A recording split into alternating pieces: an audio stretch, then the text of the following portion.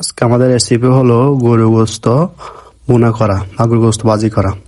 আমরা আগে থেকেই মশলাগুলো আপনার হলুদ মরিচ বিভিন্ন মশলাগুলো পানিতে ভিজিয়ে রাখছিলাম।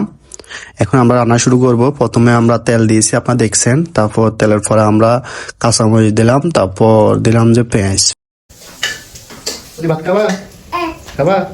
করতেছি, এদিকে আমার ছেলে বসে আছে খাওয়ার আশায়। তারপর আমি এখানে ওই যে ভিজিয়ে রাখা সকল মশলা দিয়ে দিলাম। মশলাগুলো ভালো করে একটু কষাতে হবে। কষাইয়া যাতে মশলাগুলো একটু কষালে একটু গ্রান বের হবে এবং খাবারটা অনেক মজাদার হবে। হ্যাঁ, তো টপ খেয়ে ফেলবো। আমরা একটু পানি দিলাম যাতে মশলাগুলো ভালো করে কষানো হয়। কষানোর জন্য পানি দেওয়ার পরে আমরা দেখতেছি যে এখানে অনেক ধোঁয়া বের হচ্ছে। কি গ্রান, সেই রকম গ্রান। তারপর গোস্তগুলো দিয়ে দিচ্ছি আমরা একটা একটা করে। গোস্তগুলো দিয়ে আমাদেরকে কি করতে হবে, এগুলো যতক্ষণ পর্যন্ত সিদ্ধ না হয় ততক্ষণ পর্যন্ত আমরা চুলার আঁচ বাড়িয়ে সিদ্ধ করতে হবে। সিদ্ধ হয়ে গেলে তারপর যে আমাদের বাকি কাজগুলো করতে হবে। এই জন্য প্রথমে কি করব, গোস্তগুলোকে ভালো করে আমার মশলার সাথে মিক্স করে দিতে হবে। ভালো করে নাড়িয়ে মিক্স করে দিতে হবে। এরপরে পরে যখন একটু গরম হয়ে যাবে বা সিদ্ধ তারপর পানি দিতে হবে পরিমাণ মতো। পানি একটু বেশি দিলে সমস্যা নাই, কারণ পানিগুলো আমরা টানাই ফেলতে হবে। পানিগুলো না টানলে গোস্তগুলো কি হবে না, বাজা যাবে না। এই জন্য ভালো করে ওই একটু দারচিনি এলাচি যেগুলো লাগে সবগুলো দিয়ে দিলাম। এরপর দেখতে পাচ্ছেন গোস্তগুলো পানি টানতে একদম কমে আসছে। তারপর গোস্তগুলো কি সেই রকম লাগতেছে। এদিকে আমার আম্মু বেটে মরিচ বাটতেছে। দেখতেছেন এখানে বাটা মরিচ বাটা মশলা সবকিছু। হ্যাঁ, সবকিছু একটু লাল দেখাচ্ছে, কারণ ওই মরিচ বাটার কারণে আপনার রসুন টসুন সব লাল হয়ে গেছে। তারপর আমি কড়াইয়ের মধ্যে দিলাম তেলের পর দিলাম পেঁয়াজগুলো দিয়ে দিলাম। পেঁয়াজের পরে আমাদেরকে অন্য মশলাগুলো দিব। তার আগে দিয়ে আমরা পেঁয়াজগুলো ভালো করে একটু লাল লাল করে নিব ভেজে।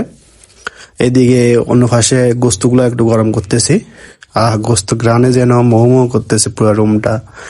আমি দিলাম হলুদ মরিচ, তারপর পেঁয়াজ রসুন বাটা, তারপর বিভিন্ন মশলা বাটাগুলা যেমন দারচিনি এলাচি সবগুলো বাটা দিলাম। এরপর দিলাম যে আমাদের করা ছিল কিছু টমেটো গুলা বেটে দিলাম। এরপরে লবণ দিয়ে দিলাম। লবণ দিয়ে ভালো করে নাড়তে রাখলাম যাতে এগুলা ভালো করে সিদ্ধ হয়ে গেলে এগুলা ভালো করে তারপর গোস্তগুলা দিয়ে দিলাম। সেখান থেকে নিয়ে গোস্তগুলো তারপর লাড়াতে থাকতে হবে, অনেকক্ষণ লাড়াতে হবে যতক্ষণ পর্যন্ত না গোস্ত থেকে পানি না চলে যায়। ততক্ষণ পর্যন্ত ভালো করে এগুলা লাড়তে হবে। লাড়তে থাকো যতক্ষণ না পানি না কমে ততক্ষণ পর্যন্ত লাড়তে থাকতে হবে। চুলার আঁচটা কিন্তু একটু কমাই দিতে হবে যাতে ফোয়া না লাগে নিচে। এমনি ফোয়া লাগবে না, যেহেতু এটা মার্বেল পাথরের কড়াই। এরপর আমি লাড়তে থাকলাম এরপর আমার স্বাদ বাড়ানোর জন্য একটা ম্যাজিক মশলা দিয়ে দিলাম।